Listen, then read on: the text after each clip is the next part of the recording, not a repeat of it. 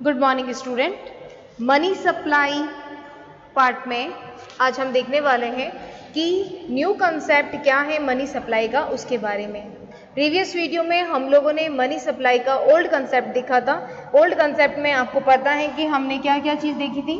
Old concept में हमने देखा M1, M2, M3 और M4। तो ये जो चारों थे ये सारे के सारे ओल्ड कंसेप्ट है, ठीक है, पुरानी अवधारणा। M1, M2, M3, M4 और M3 को ही हम क्या कहते हैं? Aggregate monetary resources. Aggregate monetary resources, और यही सबसे आप कह सकते हैं बड़े विस्तृत मुद्रा पूर्ति कहलाता है। सबसे बड़ा विस्तार कौन सा होगा? M3 का, जबकि M1 क्या कहलाता है? नैरो कंसेप्ट कहलाता है। ठीक है, तो आज का जो हमारा वीडियो रहेगा वो ये है कि और कौन से कंसेप्ट आए नए मनी सप्लाई के, उसके बारे में हम लोग बात करने वाले हैं। तो देखिए, आज हम बात करने वाले हैं new concept of money supply in India. New concept of money supply in India. Bharat में मुद्रा पूर्ति के आप कह सकते हैं नई अवधारणा। भारत में मुद्रा पूर्ति की नई अवधारणा। इस नई अवधारणा को दो पार्ट में डिवाइड करते हैं, यानी कि जो आरबीआई के द्वारा जो वर्किंग ग्रुप बनाए जाते हैं उन्होंने नए कंसेप्ट दिया उसको। ठीक है, तो उन्होंने एक तो दिया था मॉनेटरी एग्रीमेंट बेस पे, मॉनेटरी एग्रीमेंट या फिर एग्रीमेंट एग्रीगेट कह सकते हैं। ठीक है, यानी मौद्रिक समूह, क्या कहेंगे इसे? मौद्रिक समूह। और दूसरा उन्होंने दिया था, एक तो मॉनेटरी एग्रीगेट और दूसरा दिया था लिक्विडिटी एग्रीगेट। Liquidity aggregate.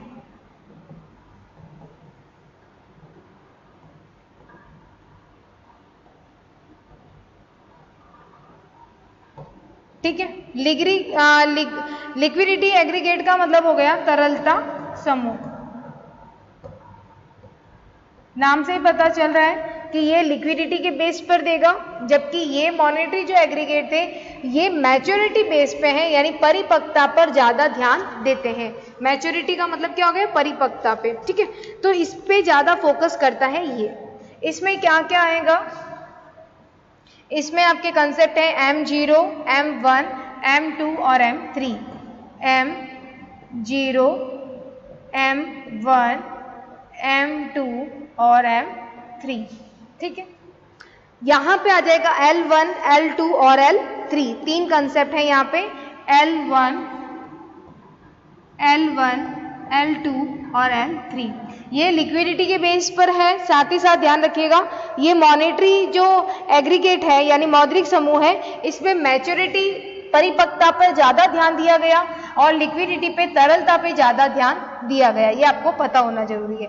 अब M0 में क्या आएगा और M1 में क्या आएगा, उसके बारे में हम लोग बात करते हैं डिटेल में। ध्यान रखिएगा, जब क्वेश्चन 7 मार्क्स का आता है तो आप old concept of money supply in India M1, M2, M3, M4 जो कि प्रीवियस वीडियो में हमने डिस्कस किया। अगर 15 मार्क्स का क्वेश्चन आता है कि मनी सप्लाई को समझाइए भारत के, तो ध्यान रखिएगा आपको स्पीडली सारा लिखना होगा कि आपने न्यू कंसेप्ट को भी बताना होगा। ठीक है, तो ये डिपेंड करेगा कि क्वेश्चन कितने मार्क्स का आ रहा है। सबसे पहले बात करते हैं कि M0 का मतलब क्या है। M0 को ध्यान रखिएगा बेस मनी भी कहा जाता है। बेस मनी यानी कि आधार। ठीक है, इसको बेस मनी भी कहा जाएगा। देखिए, इसमें क्या आएगा? Currency in circulate. करेंसी, चलिए पूरा लिख देते हैं, करेंसी इन सर्कुलेट।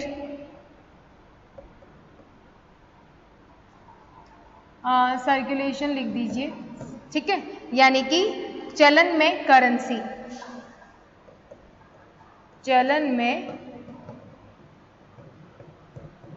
करेंसी। ठीक है, एक तो ये आएगा। अब दूसरा क्या आएगा इसमें? प्लस इसमें आएगा banker deposit with the RBI, banker deposit with RBI, ठीक है, banker deposit with the RBI, reserve bank के पास बैंकर्स जमा है, ठीक है, यहां पे लिख देते हैं रिजर्व बैंक के पास, रिजर्व बैंक के पास बैंकर्स जमा है, ठीक है, साथ ही साथ प्लस इसमें करेंगे रिजर्व बैंक के पास अन्य जमा है, other deposit, other deposit, other deposit with the RBI,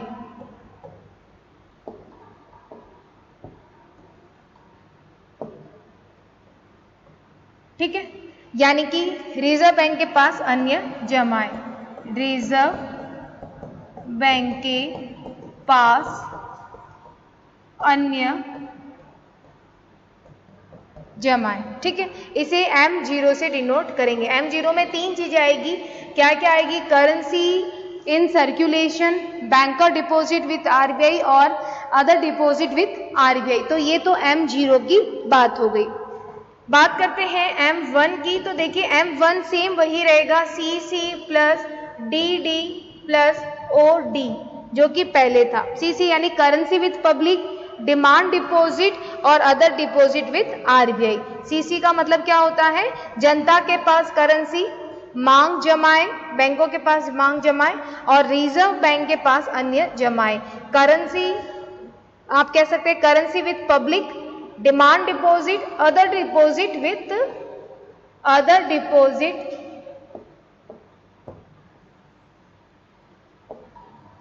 other deposit with RBI. तो यहाँ पे जो आपको लर्न करना है, M1 तो सेम है जो कि ओल्ड कंसेप्ट में था, M0 याद करना है, इसे बेस मनी भी कहा जाता है, क्लियर है आपको। तो बेस मनी में क्या आएगा, currency in circulate, banker deposit with RBI, other deposit with RBI. अब बात करते हैं कि M2 में उन्होंने क्या कहा। देखिए मैंने आपको अभी बताया था कि मॉनेटरी जो था उसमें इसमें सारा का सारा मैच्योरिटी बेस पे है, तो आपको कैसे पता चलेगा मैच्योरिटी का, अभी देखिए M2 में उन्होंने मैच्योरिटी का कंसेप्ट बताया था। तो उन्होंने बताया कि M1 रहेगा M1 plus time liabilities, proportional saving deposit with banker system, certificate of deposit issued by bank और टर्म डिपॉजिट इन्होंने लिया है, ठीक है, यानी कि इसमें M1 में क्या आएगा, एक तो M1 plus time liabilities, time liabilities portion of saving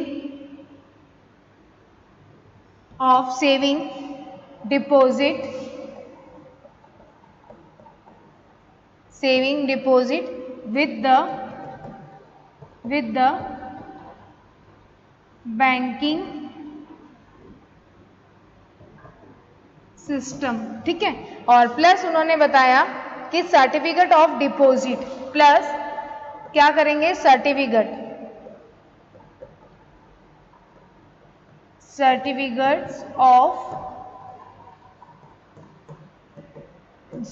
of deposit कौन इश्यू करेगा, बैंक, इश्यूड बाय बैंक, ठीक है, और प्लस लास्ट में टर्म डिपॉजिट, कौन सा है, टर्म डिपॉजिट, जो टाइम में एक टर्म डिपॉजिट में भी उन्होंने एक शर्त रखी, इसमें टर्म डिपॉजिट, और टर्म डिपॉजिट में लिखा है मैच्योरिटी कहाँ रखे हैं, मैच्योरिटी अप टू 1 ईयर, ठीक है, ये मैच्योरिटी कितनी रखी है, 1 ईयर की। तो ये मैच्योरिटी बेस में मैंने आपको स्टार्टिंग में बताया था कि इस बार जो नया कंसेप्ट है वो मैच्योरिटी मॉनेटरी वाला कंसेप्ट है, मैच्योरिटी 1 ईयर, 1 साल की अवधि तक जितने रहेंगे, ठीक है। इसमें यह ध्यान रखना M2 में उन्होंने क्या क्या बताया, M2 में M1 plus time liabilities, portion of saving deposit with the banking system, plus उन्होंने क्या जोड़ दिया, certificate of deposit issued by bank plus term deposit. तो चार चीजें आपको याद रखनी है, एक तो M1 रहेगा, टाइम लायबिलिटीज रहेगी, सर्टिफिकेट इश्यूड बाय बैंक रहेगा और टर्म डिपॉजिट रहेगा। ये आपको ध्यान रखना है। क्लियर है आपको? साथ ही साथ उन्होंने M3 की जो दी उसकी बात करते हैं, M3 का। तो M3 का उन्होंने बताया कि M2 प्लस M2 में उन्होंने कहा टर्म डिपॉजिट कौन सी डाले हैं, जो आपकी मियादी जमा होती है, इसको हिंदी में क्या कहेंगे, मियादी जमा, ठीक है, टर्म डिपॉजिट।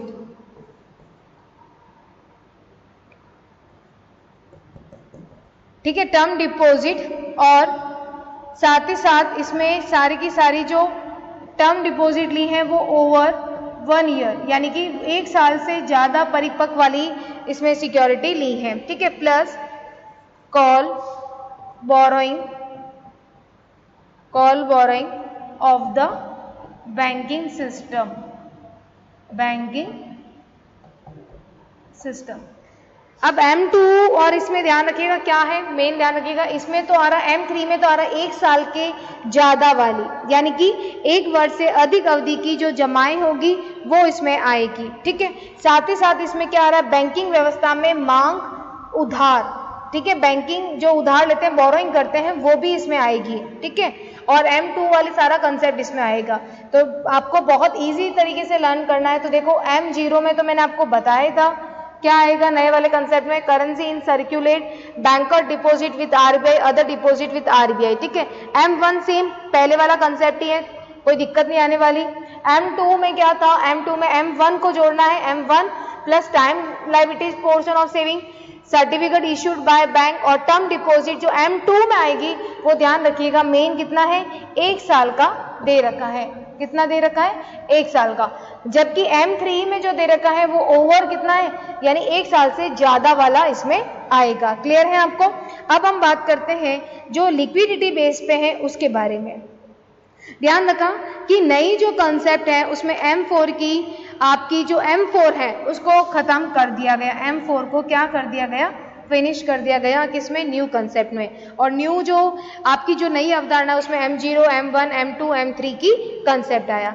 लिक्विडिटी बेस पे अगर हम बात करें तो ध्यान रखिएगा, लिक्विडिटी बेस पे अगर हम बात करें तो लिक्विडिटी बेस पे भी 3 चीजें आपको ध्यान रखनी है। देखिए,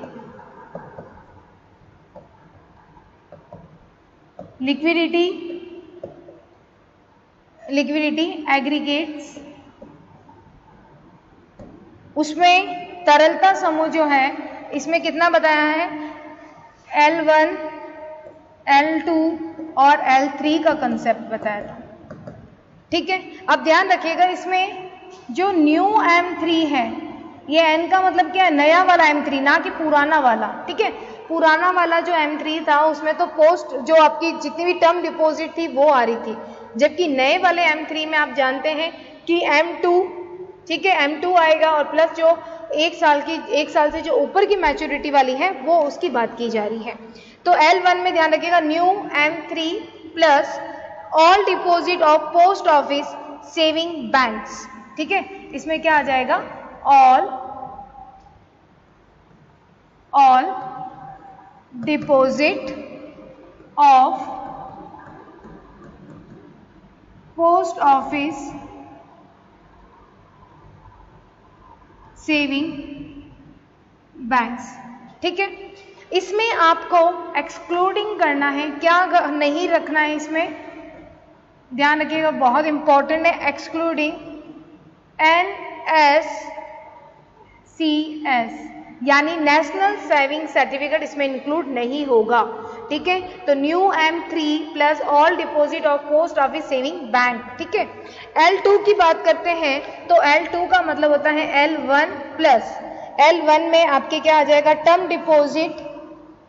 इसमें एक नया कंसेप्ट है, ध्यान रखिएगा, term deposits with term lending institution and refinance institution यानी कि मियादी उधार देने वाली संस्था और पुनर्वित्त संस्था के पास जो जमाएं हैं वो सब इसमें आएगी। तो L1 यानी liquidity 1 plus term deposit with term lending institution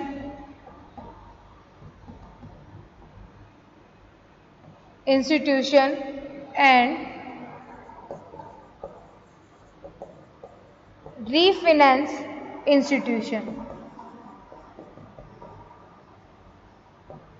ठीक है, और प्लस आ जाएगा term borrowing bye, term borrowing जो उधार लेते हैं, टर्म बोरोइंग वित्तीय संस्थाओं द्वारा मियादी उधार, यानी कि टर्म बोरोइंग किससे ले रहे हैं? Bye financial institution, by financial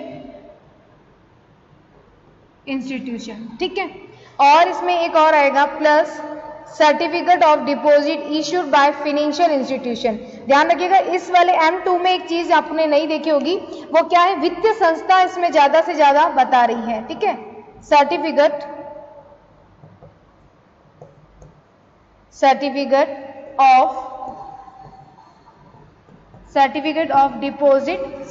of deposit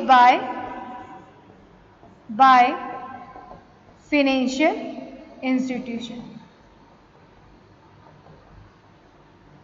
ठीक है, उसी तरह से M3 बहुत इजी है। लास्ट आपका M2 प्लस M2 इसमें रहेगा प्लस पब्लिक डिपॉजिट। इसमें एक नया कंसेप्ट आया है, वो ये है पब्लिक डिपॉजिट, जनता की कह सकते हैं गैर बैंकिंग वित्तीय कंपनियों की सार्वजनिक जो जमाएं हैं, यानी कि इसमें किस पे फोकस कर दिया है? नॉन बैंकिंग फाइनेंशियल इंस्टीट्यूशन पे, नॉन बैंकिंग फाइनेंशियल जो कंपनीज होती हैं उसको लिया है। तो इसमें नया क्या है? L3 में जो नॉन बैंकिंग फाइनेंशियल कंपनी है उसको इसमें लिया है, तो ये एक नया आपको ध्यान रखना है। ठीक है, एग्जाम में आप चाहें तो ये बता सकते हैं कि नए कंसेप्ट में एक लिक्विडिटी एग्रीगेट्स का है, आप चाहें तो L1, L2, L3 तक ही फिनिश करें। अगर आप इसको बता पाए कि new M3 plus all deposit of post office saving bank, excluding क्या है? NSE है। ठीक है, L2 में L1 तो रहेगा ही, जो इसमें बड़ा है वो क्या है? Term deposit with term lending institution and refinance institution plus term borrowing for by financial institution, यानी उधार जो है वित्तीय संस्थाओं का भी रहेगा। साथ ही साथ यहाँ पे क्या हो रहा है? वित्तीय संस्थाओं द्वारा जारी प्रमाण पत्र। तो वित्तीय संस्थाओं पे जो ध्यान देने वाला था वो क्या था? L2, और L3 में क्या था? गैर वित्तीय जो आपकी कंपनी है उसके बारे में ध्यान दिया गया। तो ये था नया कंसेप्ट मनी सप्लाई का। नेक्स्ट वीडियो में हम देखेंगे मनी सप्लाई में होती कौन है, कौन मनी सप्लाई करता है अर्थव्यवस्था में, उसके बारे में। Okay, thank you.